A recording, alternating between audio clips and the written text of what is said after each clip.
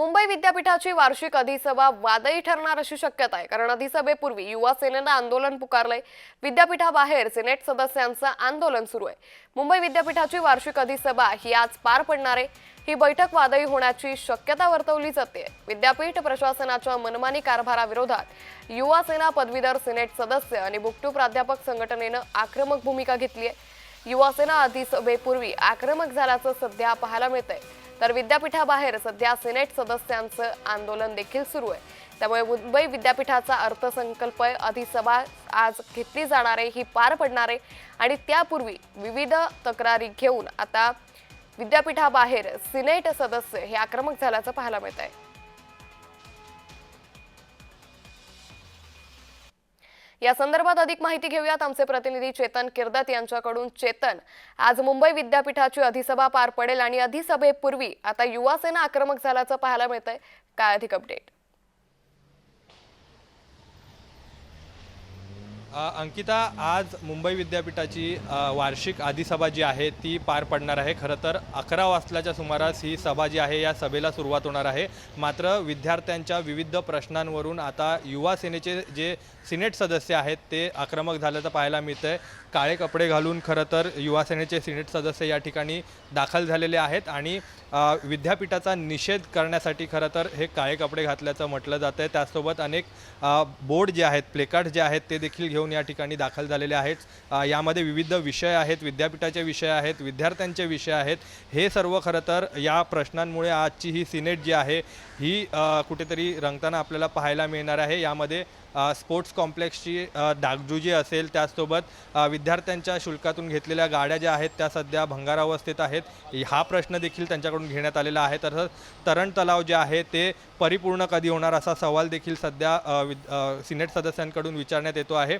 त्यासोबत आपण पाहिलं तर गांधींचे जे 3 माकडे आहेत त्यांच्या चित्र देखील घेऊन ह्या प्लेकार्ड्स आहेत. त्यामध्ये विद्यार्थ्यांच्या हिताचं ऐकत नाही आहेत, परीक्षा भवनाच्या गोंधळाबाबत बोलत नाही आहेत आणि विद्यार्थ्यांच्या प्रश्नांकडे लक्ष नाही आहे, अशा पद्धतीचे हे प्लेकार्ड जे आहेत ते या ठिकाणी आपल्याला पाहायला मिळतात. यासोबत भारतरत्न परमपूज्य डॉक्टर बाबासाहेब आंबेडकर आंतरराष्ट्रीय संशोधन केंद्र कधी सुरू होणार, पूर्ण होणार असा सवाल देखील आता सिनेट सदस्य विचारतात. त्यासोबत पदवी प्रमाणपत्रातील चुकीबद्दल कारवाई होणार का असा सवाल देखील आता या प्लेकार्ड्सच्या माध्यमातून युवा सेनेचे सिनेट सदस्य जे आहेत ते विद्यापीठाला विचारताना आपल्याला पाहायला मिळतात. आपण काही सिनेट सदस्यांची बातचीत करणार आहोत. आपण आपल्यासोबत बोलण्यासाठी प्रदीप सावंत आहेत, सिनेट सदस्य.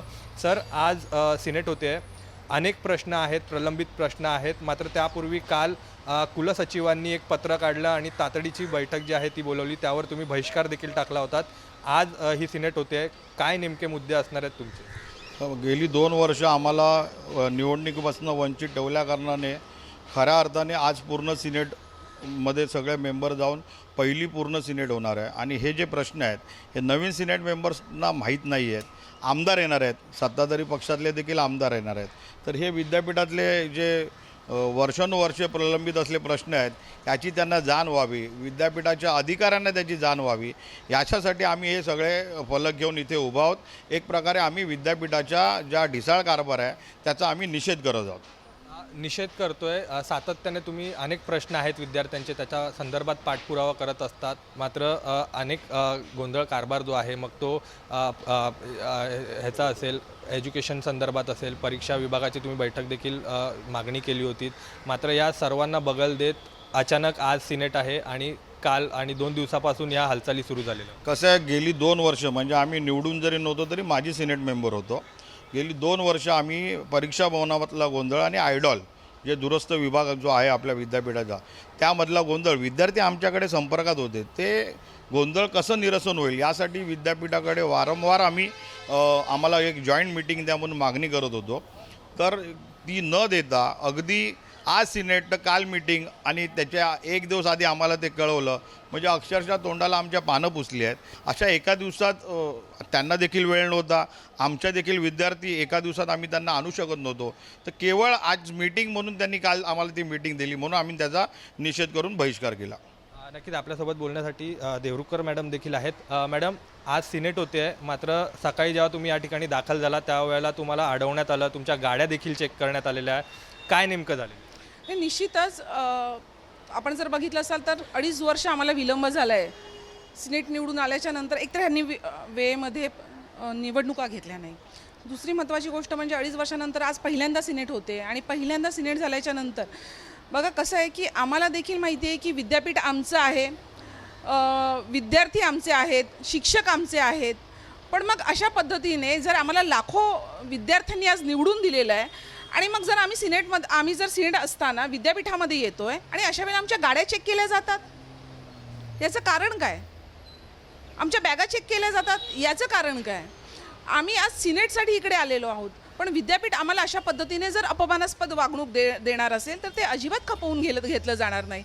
आज आम्ही इकडे कशासाठी आलेलो आहोत तर विद्यार्थ्यांचे प्रश्न मांडण्यासाठी आलेलो आहोत, विद्यार्थ्यांच्या हिताचे प्रश्न मांडण्यासाठी आलेलो आहोत, विद्यार्थ्यांचे जे रेंगाळलेली विषय आहेत ते घेण्यासाठी इकडे आलेलो आहोत. मग जेव्हा आमच्याकडून विद्यापीठ अपेक्षाची मागणी करते, अपेक्षाची आशा बाळगते, मग अशा वेळेला तुम्ही दुटप्पी भूमिका कशी घेऊ शकता? तुम्ही अशा पद्धतीने आमचा सिनेट सदस्यांचा अपमान कशा प्रकारे करू शकता? त्यामुळे निश्चित एकंदरीतच चेतन आता दिलेलं. सिनेट सदस्य या सगळ्या अधिसभेपूर्वी आक्रमक झाल्याचं पाहायला मिळतंय. या संदर्भातली आम्ही माहिती घेतच राहू. तुर्तास धन्यवाद आपण दिलेल्या या सविस्तर माहितीसाठी.